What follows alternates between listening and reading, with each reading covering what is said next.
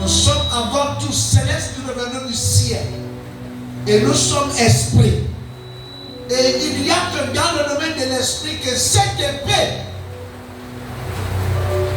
de l'esprit peut se manifester par l'intermédiaire à l'intérieur de notre vie de la méditation de la parole de Dieu. L'épée de l'esprit est une arme offensive.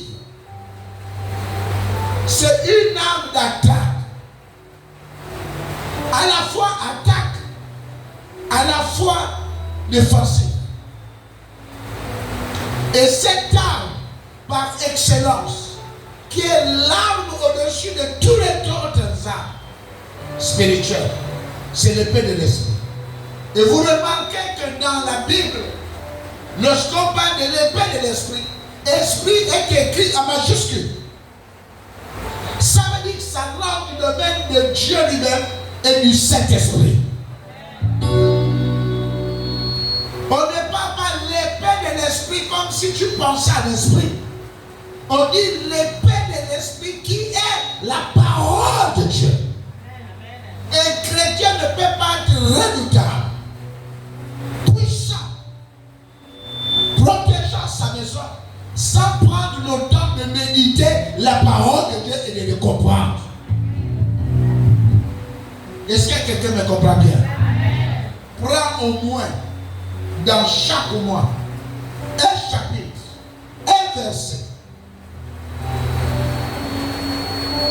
Alléluia. Est-ce que quelqu'un me comprend bien? Mets-le dans ton cœur. Au moins, à la fin de l'année, tu pourras avoir un livre, un chapitre, un verset. Si tu as déjà cette chose, tu auras au moins 12 livres, 12 versets, 12 chapitres. Et ta vie va commencer à changer. Même si tu ne sais pas lire, mais si tu sais écouter, mémorise ces livres-là.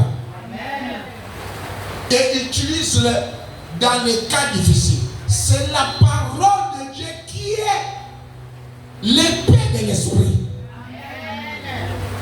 Donc si tu vas avoir cette épée en toi, partout, là où tu iras, médite la parole de Dieu. Mets ta confiance dans la parole.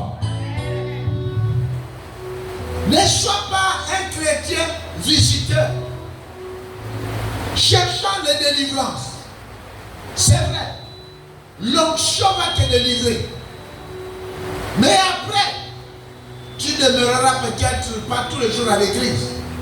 Tu as besoin de rester chez toi. Et là-bas, l'ennemi peut te visiter. Il faudrait que quand l'ennemi vient, avec les accessoires des ténèbres, qu'il trouve la lumière dans ton cœur qui est la parole de Dieu. Et c'est cette lumière qu'on appelle l'épée de l'esprit.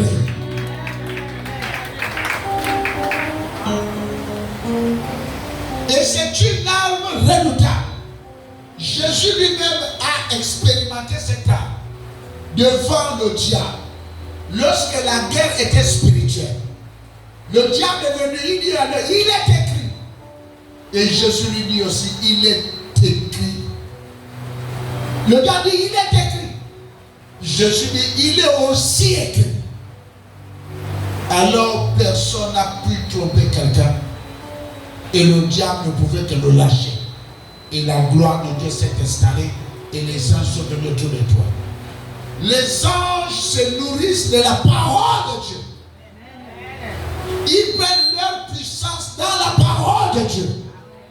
Et lorsque tu es bien nourri par la parole de Dieu, les anges ne peuvent que rester autour de toi parce qu'ils aiment là où il y a la lumière. Et la lumière est la méditation de sa parole. Ne néglige pas la parole. C'est la base de toutes sortes de bénédictions, de toutes sortes de défenses, de toutes sortes de réalités que tu peux traverser. C'est la parole qui est la base. C'est une arme qui est à la fois offensive et défensive, qui te protège et qui attaque.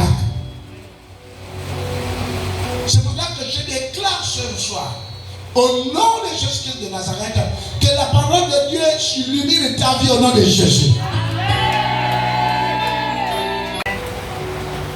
Ne vis pas une spiritualité touristique.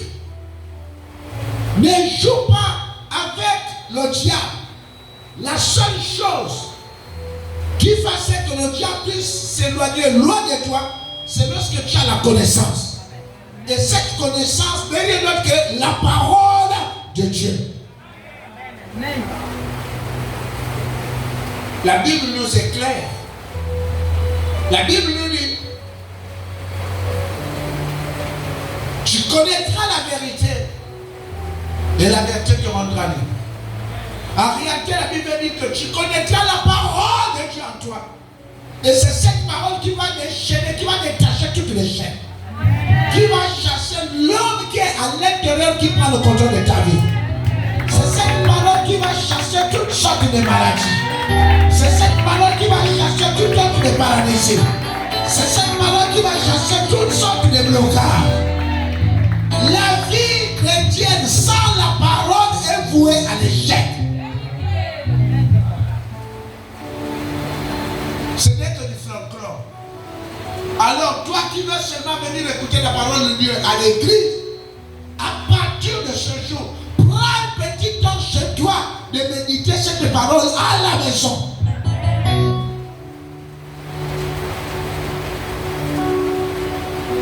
Est-ce que quelqu'un me comprend? Ça va? Est-ce que ça va? Tu es là? Ton amen me dérange.